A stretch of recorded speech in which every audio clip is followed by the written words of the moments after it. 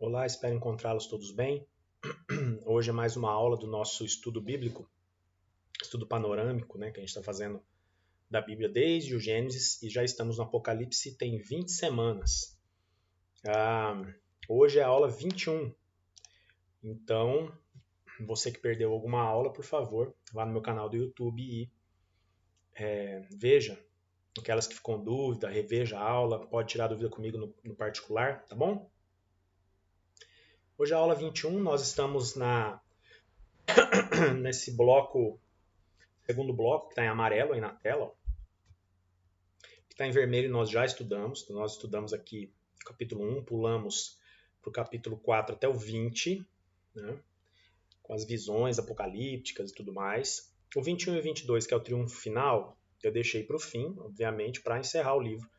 Então agora nós retomamos aqui atrás as 7 cartas às 7 igrejas que estão lá nos capítulos 2 e 3. Então, esse bloco aqui em amarelo, tá? Segundo bloco. Muito bem. Bom, hoje é a carta à igreja em Pérgamo. Nós já vimos aqui, ó, de Patmos, João escreve, a igreja em Éfeso, a igreja em Esmirna e agora a igreja em Pérgamo, tá? Apocalipse 2, do verso 12 ao 17. Nós leremos o texto aqui juntos, ó. E ao anjo da igreja que está em Pérgamo escreve: Isto diz aquele que tem a espada aguda de 2 fios. Conheço as tuas obras e onde habitas, que é onde está o trono de Satanás.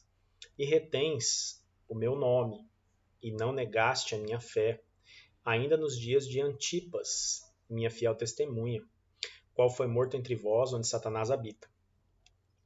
Mas algumas poucas coisas tenho contra ti, porque tens lá os que seguem a doutrina de Balaão, o qual ensinava Balaque a lançar tropeços diante dos filhos de Israel, para que comessem dos sacrifícios da idolatria e fornicassem. Assim tens também os que seguem a doutrina dos nicolaítas, que eu odeio. Arrepende-te, pois, quando não em breve virei a ti. E contra eles batalharei com a espada da minha boca. Quem tem ouvidos, ouça o que o Espírito diz às igrejas. Ao que vencer, darei eu o comer do maná escondido, e dar-lhe-ei uma pedra branca, e na pedra um novo nome escrito, o qual ninguém conhece, senão aquele que o recebe.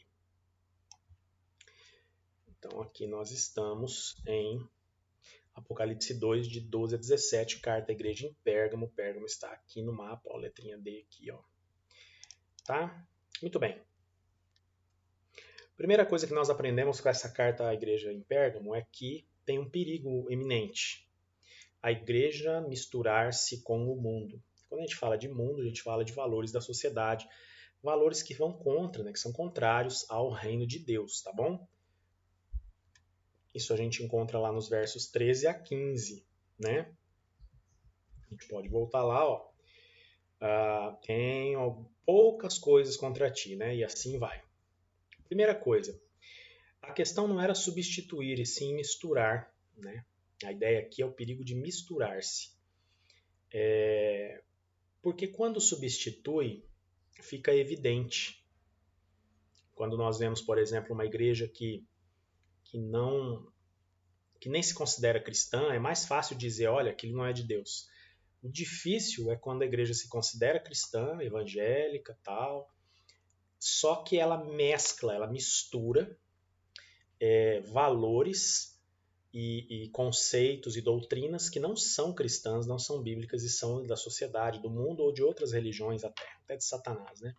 Então o problema não é a substituição, o perigo maior é quando a igreja começa a se misturar, porque aí ela se confunde e ela acredita que está fazendo certo muitas vezes e não está. Então o perigo aqui, o alerta que fica para a gente hoje, no século XXI, é não a substituição, mas o perigo maior é essa mistura com valores. Nós vemos com valores e doutrinas mundanas. Nós vemos isso em muitas igrejas. A gente fala do sincretismo, né? Não só religioso, mas também pagão dentro das igrejas, algumas crenças, algumas crendices que são levadas para dentro de igrejas ditas evangélicas, ditas cristãs, que servem e seguem a Bíblia e tudo mais, só que com práticas que não são bíblicas, muito pelo contrário, práticas que são pagãs, e essa mistura confunde o povo acha que está servindo a Deus e muitas vezes não está. Aquela ideia herege, uma heresia, né? Quanto mais pecado, maior será a graça. É a ideia do verso de onde abundou o pecado, superabundou a graça. Então, existe uma heresia que as pessoas defendem dizendo que quanto mais pecado tiver, maior vai ser a graça de Deus para me alcançar nesse pecado. Isso é uma heresia, na verdade, é uma desculpa para poder pecar. É uma bobagem. Quanto mais eu peco, mais graça recebo. Então, isso é uma bobagem, uma muleta usada, uma desculpa para poder praticar pecado. Então, cuidado, é uma mistura isso aí, tá? Existia a adesão de uns e o conformismo de outros. Pode ver lá no texto que fala que alguns seguiam Balaão, outros os nicolaítas, e tem os que ficam conformados, aceitam aquilo, sendo inserido dentro da igreja, doutrinas que não são bíblicas inseridas na igreja, e ficam conformados, calados, muitas vezes porque estão confusos, porque não conhecem de fato as doutrinas bíblicas, e outras vezes porque são conformados mesmo, e não vou falar nada porque a pessoa, ou porque a igreja, porque vai se ofender, porque o que vai pensar de mim. Fica nesse pensamento e aí acaba sendo um conformado, né, com doutrinas fora da Bíblia sendo misturadas com doutrinas bíblicas e desenvolvidas dentro da igreja. Esse é o maior perigo que nós precisamos cuidar hoje. Foi para a igreja em Pérgamo, é para nós também.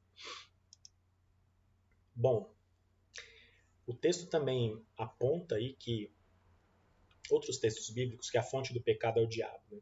Então nós, no verso 13 aí, temos que eles estão, né, onde habita Satanás. Temos que tomar cuidado com isso. Muitas vezes, a maioria delas, quando Satanás vem até nós, ele vem disfarçado. Né? Pérgamo era um lugar sombrio, então Pérgamo tinha essa característica de, por isso que é onde habita Satanás, um lugar sombrio, um lugar de pecado, uma cidade complicada e difícil. Nós temos algumas realidades assim mundo afora, aqui em Goiás mesmo.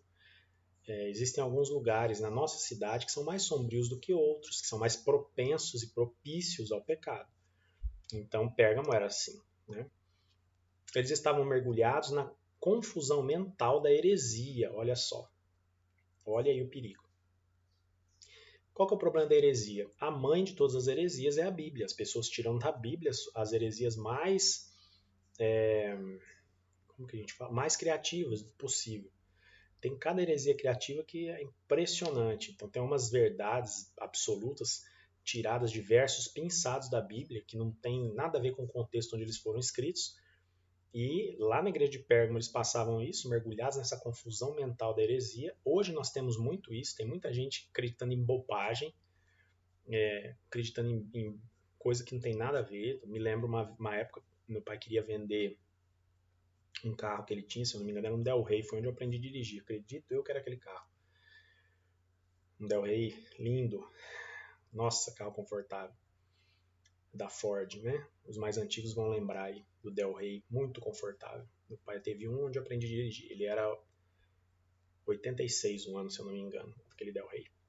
E aí, o que acontece? Meu pai quis vender e tal, e aí umas pessoas que frequentavam uma outra igreja falaram, não, vamos lá orar, vamos dar 7 voltas no carro orando para Deus abençoar essa venda.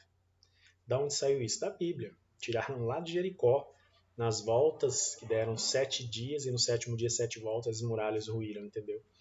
Então, assim, pegam situações pontuais, histórias específicas que têm a ver com aquele momento, com aquele contexto e querem aplicar hoje.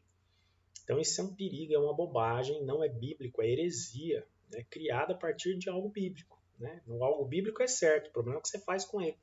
Então cuidado com isso. Né? Cuidado que o diabo está aí ao redor para confundir nossa cabeça mesmo. Então precisamos conhecer muito as Sagradas Escrituras para não incorrer no mesmo erro dos irmãos e irmãs lá de Pérgamo, né? Ficar mergulhado aí na confusão mental da heresia. E em terceiro lugar, nós temos aí consequências, né? Verso 12 e 16 e 17. Julgados versus premiados. Então nós temos aí como consequência aqueles que serão julgados e aqueles que serão premiados. Olha só. A falta de arrependimento desemboca no juízo, né? No juízo. Então o que acontece? Pessoas que estão aí vivendo à base de heresia, que já virou até algo viciante, né? Como um narcótico, a heresia é viciante. Ela é muito, ainda mais quando ela é muito criativa e parece ser muito mágica, ela é meio narcótica, né? Assim, é viciante. Então, as pessoas quando não se arrependem, né, não se arrependem, elas vão desembocar no juízo de Deus. Não tem como, não tem para onde correr, né? Isso é um fato.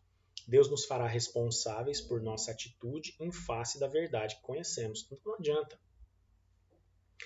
Eu e você somos e seremos sempre responsáveis pelas atitudes que temos diante, em face, diante das verdades que nós conhecemos da palavra de Deus. Conhecereis a verdade, ela vos libertará, ao mesmo tempo lhe dará uma responsabilidade muito grande. Quanto maior conhecimento, maior será a responsabilidade. Nós precisamos entender isso, gente, senão não vamos conseguir. Estaremos no grupo dos julgados, porque os premiados, é interessante que ao vencedor, né, o texto traz, vai dar um maná escondido e uma pedrinha branca com um novo nome, né? Me lembro de um acampamento que eu fui muito tempo atrás, que no final do acampamento, no último dia, nos foi dada uma pedrinha branca com um nome escrito, o nosso nome, e do outro lado vazia. Era para simbolizar essa pedrinha branca que receberá um novo nome que só o Senhor sabe. No dia que ele for dar, só ele sabe. E vai nos informar no momento. Então, o maná escondido, a pedrinha branca com um novo nome, isso daí simboliza a vida eterna, vitória, bênção, vitória final e eterna, da eternidade, né?